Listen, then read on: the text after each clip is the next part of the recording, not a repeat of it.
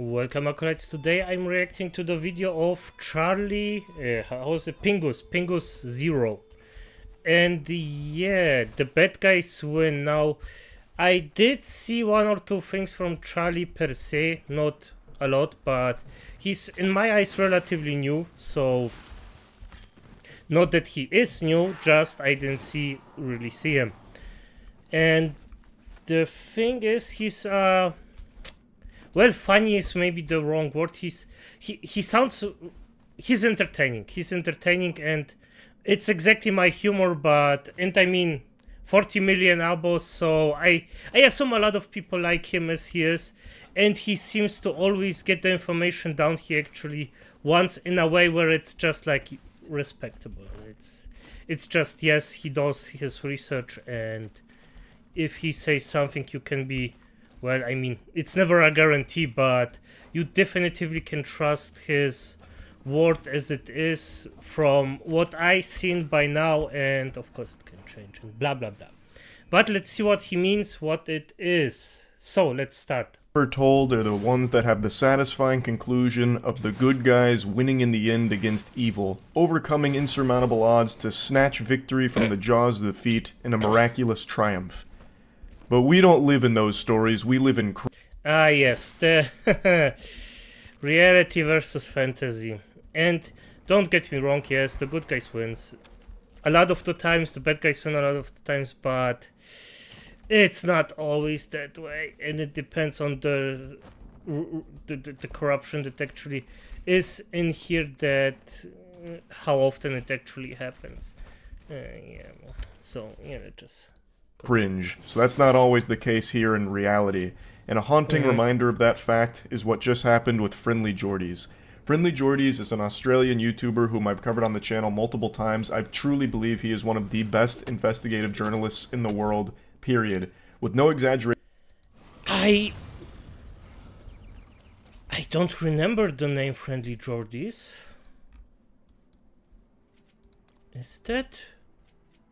Yeah, no. It says nothing. He risks his life to serve the community and inform them of corruption that it's gone unchecked, and his reward for this is his house being firebombed and his life being threatened multiple times. And these aren't the kind of death threats that you see all the time on Twitter, where a 13-year-old anime fan gets upset if you say you don't like something about their favorite show. These are death threats from an organized group of criminals with a very scary history and a track record of already trying to murder Jordan Shanks, SmilingLich. They fucking firebombed his house. Well, actually, they firebombed his neighbor's house because the absolute goobers got it wrong the first time and then came back to try and finish the job by firebombing his actual residence. So they have already tried to take his life before. This is sick. Imagine this. This is... Even... I just... This is so absurd. And I know it's not funny, but imagine, just imagine, you do this stuff, you sit at home, doing nothing wrong, doing the stuff you wanna do, and I'm speaking about the neighbor, and suddenly someone firebombs your house just because some other guy made a YouTube video. What the F? Like, the fears behind... What do you think at that point? Why? Why? That's some shit that you only see in, like, espionage, blockbuster Hollywood films, and yet SmilingLich is living through it right now because New South Wales is so unbelievably corrupt that it's just... It's festering in the public eye. And yet the authorities that are supposed to protect and look out for the public safety are just closing their eyes and plugging their ears to all of this unfolding in front of them. It's despicable. It seems New South Wales is more corrupt than Gotham at this point. SmilingLich yesterday posted a video where he had to publicly admit defeat at the hands of this corruption, unfortunately. Yes, sometimes... Because at the end of the day, what can he actually do? He's just one guy, a YouTuber, and if you're in a corrupt system, like that, you're just effed. You're just fucked. That's all. You're just done. You cannot do anything. Especially if you... And I just assume the police doesn't give a fuck, because, well, if there is corruption somewhere, you can be assured that the police won't do anything, because their lives are on the stakes, their livelihoods are on the stakes, their families are on stake. For normal people, some of course abuse the power and just do what they want, but a lot, not so much, or not a lot. Some just don't do the things they should do. This is just, it's really shitty, to be honest. But yeah, it is what it is. You might have noticed that we haven't been releasing videos after the police arrested a suspect for the firebombing of my house. While we're very grateful for their persistence throughout this ordeal, we felt it would be prudent to see what the response would be from certain individuals. If you haven't kept up with the lore here, I'll give you the previously on Dragon Ball Z recap. They did finally make an arrest on one of the suspects responsible for the firebombing of his house. It took about a year, but better late than never. Rather be tardy to the party than not show up at all. At least it's seeming like crime won't pay. They won't get away with this, right? Wrong! Idiot! Stupid! Can you stop sipping on your moron potion for a second? Put the stupid juice down? Of course the criminals are gonna get away with it, because I guess that's just the way things go in New South Wales. At least when it comes to criminals of this caliber. The very powerful ones, who are just seemingly above the law. Their response has been one of rather perplexing confidence. Buoyed by the lack of further arrests, they have decided to be much more blunt with their requests, threatening anyone they believe had handed over information to assist with the creation of the video Coronation. This video detailed links former Deputy Premier John Barilaro had with development company Coronation Property. The video encompassed more than Coronation Property Associates. It included an array of spirited characters, many of whom were enraged with its release. Police have made it very clear that many of the prime suspects in the firebombing are in that video. The video he's talking about here is a video Friendly Jordies and his team released called Coronation, and this shit was so hot it'd leave the toilet bowl steaming. It was massive. Friendly Jordies and his team released a firebomb of their own with this one here. Coronation highlights a lot of horrible things going on with a lot of very scary and powerful people doing bad shit. And they were not happy that this video got posted, and it put a target on Friendly Jordies' back. Really, it put the target right on his fucking forehead. Right on his noggin, because this was a big deal. It caused a lot of ripples, and it made him public enemy number one of this group of people. Now, over a year later, these figures are once again venting, threatening dire consequences if the video isn't taken down. Given these people's colourful history, we don't consider these to be idle threats. Naturally, we contacted the appropriate authorities, but it appears these men have engulfed the state in a state of fear. It appears these men are indeed above the law. It appears these men are free to point the scythe at anyone they wish, blackmail them with the most heinous, violent acts imaginable, and there is not an authority in the land powerful enough, or perhaps foolhardy enough, to check them. Just tragic. Where do you go when the authorities abandon you? What are you supposed to do when the people that are... Yes, and this is always the question. If you have a situation like this, and the authorities just cannot do anything against it, even if you have proof, you're fucked. It's simple as that. You have to, for your own safety, you just have to say no. I cannot do this. And as shitty as it is, because I don't like it when corrupt people win, I despise it. But at the end of the day, if you just continue, you're gonna harm you and your loved ones. And that's something that you don't want to do. If you have people that you love, that's something you want to do. And sadly, yes, it is what it is.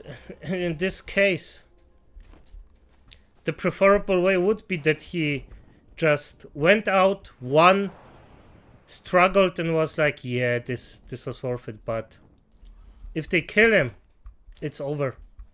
And they can kill him. Supposed to protect you, refuse to, because the people that are coming after you are stronger than them, and out of their reach, just untouchable. What can you possibly do besides just comply? But if the content of Coronation is to fall on willfully deaf ears, if its only tangible result is the death of innocent people, we will not have their lives hang on our conscience. In other words, you win. We're taking down the video. Congratulations, you run this city. It's sad because it's such an important piece of investigative journalism, but it's also the only choice they could make in this situation. This isn't a group that's making idle threats. They have already firebombed twice, and they have a history of doing a lot more, as was highlighted by Jordy's and his team. So they did the only thing they could when faced against this enemy. They just complied. They took down that video. Now, of course, since it's the internet, nothing's ever really gone forever in this cyberspace, except, of course, for all my old YouTube videos I deleted when I was a teenager because I was embarrassed of them and worried that the copyrighted music would cause a problem, so I deleted them in, like, 2012. And I desperately want those videos back, but they can't be reclaimed. Those are the only things in the entire documented history of the World Wide Web that are apparently just fucking poofed out of existence forever and can't be brought back. But aside from that, nothing else has ever really gone forever. There's always re-upload, there's always archives of it.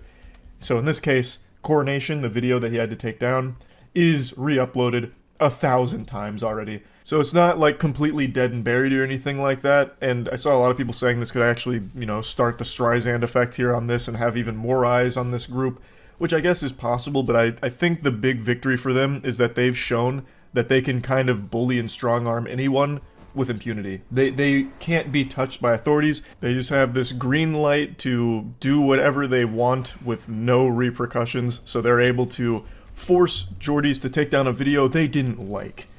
And they're just demonstrating that power here, and I think that's kind of what they were aiming to do. Not so much shut down the information, because I'm sure they knew that this was just going to be re-uploaded, but it's just kind of letting Geordies and pretty much everyone else know that they can do what they want. And it's very fucking scary, just how powerful they are. Being a real investigative journalist has to be one of the most dangerous things you can do. I've mentioned this a few times before, but this isn't like the only example of this happening to an investigative journalist. It just happens to be one of the few times that happens to be a YouTuber as well, so more people are made aware of what's going on. One of the biggest ones that I always go to is the Panama Papers, if any of you remember that. The Panama Papers were a massive deal for about a day. And then collectively, the whole world stopped talking about it mysteriously, even though the Panama Papers were quite alarming. And one of the lead investigative journalists behind the Panama Papers released was actually killed in a car bomb, and nobody ever talked about it. I bet most of you didn't even know that. Anytime I bring that up, I'm met with question marks in my stream chat. Investigative journalism is a dangerous thing to get into. So I have nothing but the utmost respect for the ones that do take this on to try and help their community and keep everyone informed and safe and let everyone know what's going on, so that way people can be more Yes, but you will struggle. aware. So what Jordy's and his team do, I think, is extremely important work, and they are very, very good at it. So it's just really upsetting to see them have to admit defeat at the hands of this corruption they've been fighting against. And it's downright shameful from the authorities in New South Wales for their refusal to do anything about this. But yeah, anyway, that's about it. See ya. Okay. Toilet bowl steam. Yeah, and as it is, it's just sad, but it's sadly life. It's sadly the way that the world works. A lot of the times, sometimes I don't know how to say it exactly. And at the end of the day, sometimes you just have to get an L. That's all there is to it. Sometimes you just have to get an L, and the most important thing is that he actually did what he did.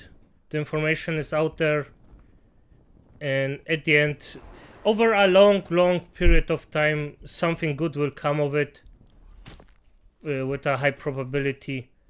And yeah, and I hope that it just will be enough to actually change something at a point. But this is something that only time will tell.